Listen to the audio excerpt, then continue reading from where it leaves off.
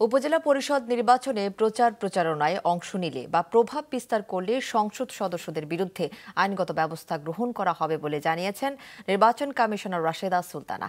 দুপুরে লালমনিরহাট জেলা প্রশাসকের সম্মেলন কক্ষে লালমনিরহাট সহ রংপুর, কুড়িগ্রাম ও নীলফামারীর জেলা প্রশাসক, পুলিশ সুপার, নির্বাচন কর্মকর্তা সহ সংশ্লিষ্টদের সাথে বৈঠক শেষে সাংবাদিকদের একথা বলেন তিনি। এদিকে একটা জাল ভোটও যদি হয় সঙ্গে সঙ্গে সেই কেন্দ্রে ভোট বন্ধ করে দেওয়া হবে বলে জানিয়েছেন নির্বাচন কমিশনার অবসরপ্রাপ্ত ব্রিগেডিয়ার জেনারেল মোহাম্মদ আহসান হাবিব। দুপুরে বরিশাল জেলা শিল্পকলা একাডেমি মিলনায়তনে এক মতবিনিময় সভা শেষে তিনি একথা বলেন।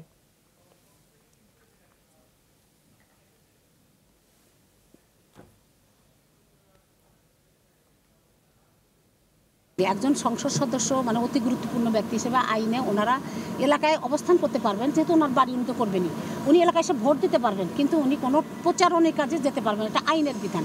যদি উনি কারোর পক্ষে প্রচারণা করেন আর এটা যদি মানে আমাদের নলেজে কোনোভাবে আসে, আমরা যদি তথ্য প্রমাণ সহ পাই, নিশ্চয়ই নির্বাচন কমিশন আইনগত ব্যবস্থাটা নিয়ে থাকে, নেবে।